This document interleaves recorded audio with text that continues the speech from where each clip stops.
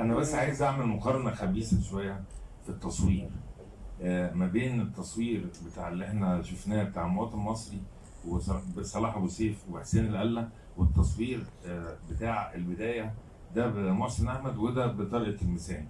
والاختلاف وانتوا الاثنين انا عارف التاريخ من قبل، من ايام الاعلانات ومن ايام الكليبات ومن ايام الكذا.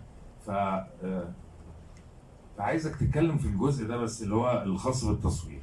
يمكن المواطن المصري بالنسبه لي بيحمل ذكريات خاصه، لان انا كنت المرشح الاول لتصويره بعد تجربه البدايه مع ما هو ده الخبز، انا بسال السؤال بخبز، ولكن ارتباطي بالاتفاق على تصوير ناجي العلي مع الاستاذ عاطف الطيب بره مصر حال دون ان ابقى موجود مع الاستاذ صلاح في المواطن المصري، بناء على سؤالي له: يا استاذ صلاح، ناجي العلي هيبتدي تصوير وانا محتار حاليا اعمل ايه؟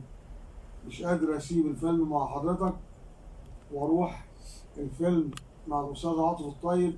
فقال لي سؤال استاذ لتلميذه، قال لي: انت اتفقت على ايه الاول؟ قلت له ناجي العلي. قال لي: تروح تصور ناجي العلي. وقد كان. ده كان 20 اسبوع وده 5 اسابيع. مين رشح طارق؟ ايه؟ كمل حواره، مين اللي رشح طارق؟ اعتقد ان انا كنت من اللي قلت للاستاذ صلاح الزميل الاستاذ طارق المساني اميز حد يعمل الفيلم ده. صح. صحيح. جميل. طيب استاذنك بس. انا؟ لا، انت العشاء جاي.